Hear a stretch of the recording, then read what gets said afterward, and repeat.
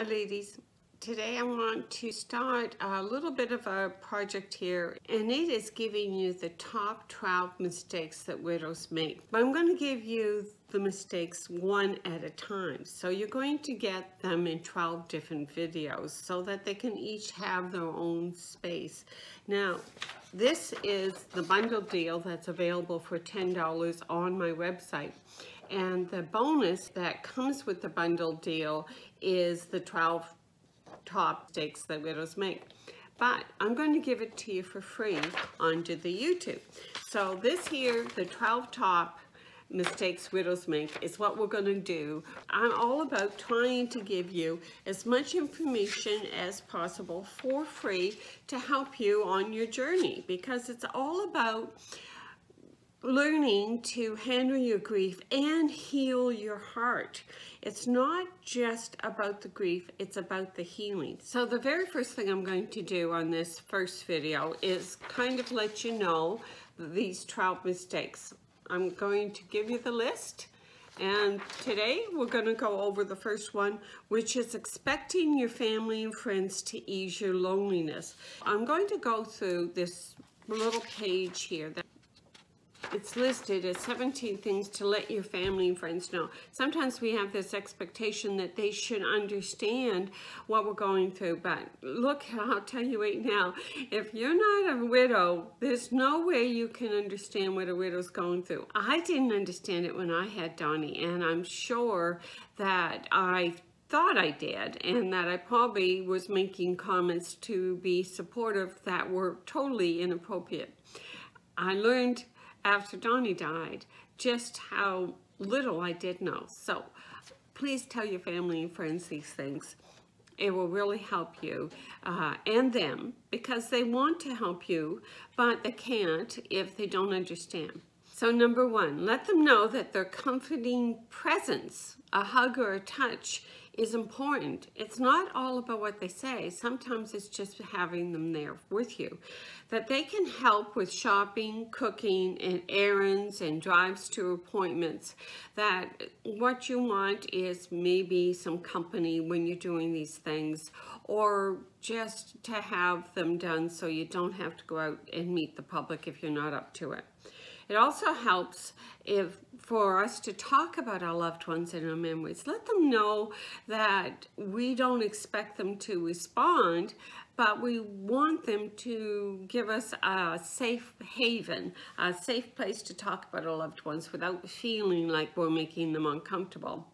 Be willing to admit, I don't know, when a grieving person asks why. We often say, why? Why did they die? Why did this happen?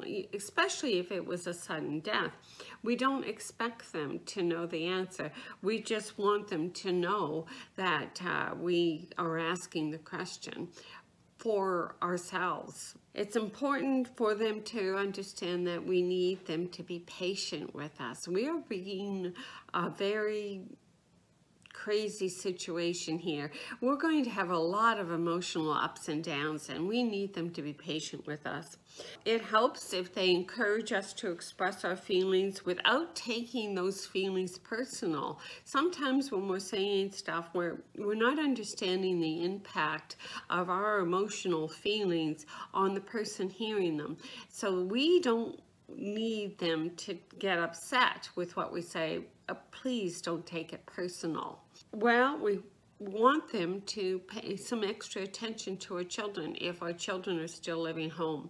If you say, I'll pick up your son or daughter and take them to the ball game or out for an ice cream, don't cancel at the last minute. Please give those children that extra attention that they probably crave. They also need to get out and about.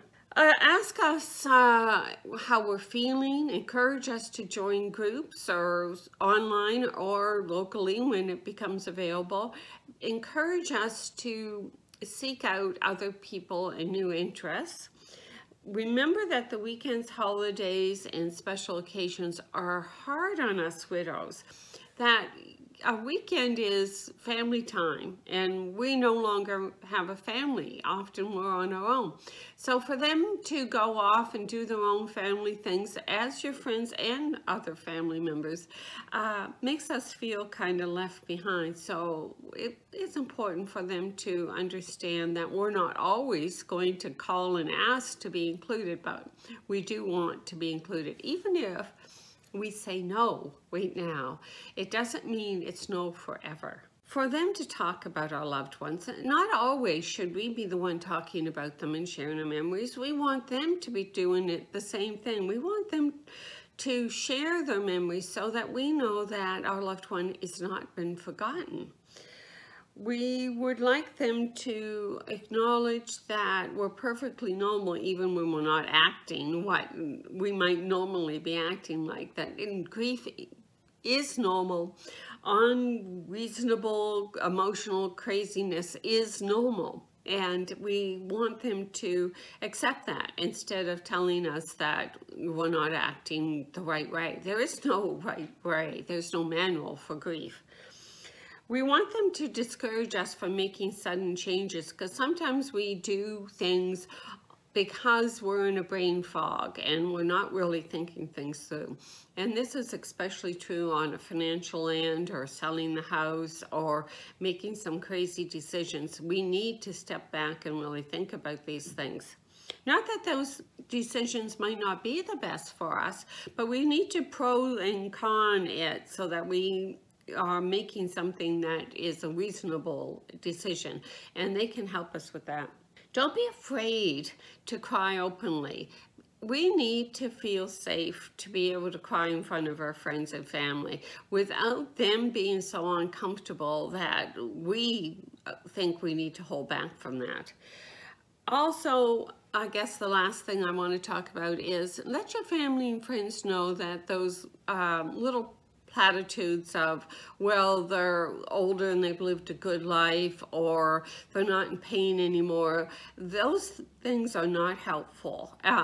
Tell them that we need to grieve without them trying to fix the problem for us. It's okay to just give us a hug or tell us that they love us. It's not helpful to try and say that everything's okay, or they wouldn't want us to cry, and those kind of things.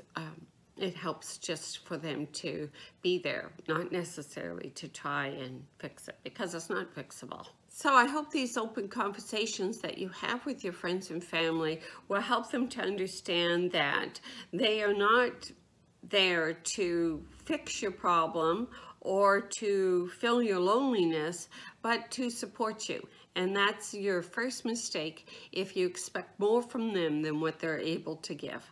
I hope this has helped you, and we'll talk about mistake number 2 on the next session. Thank you. Bye-bye.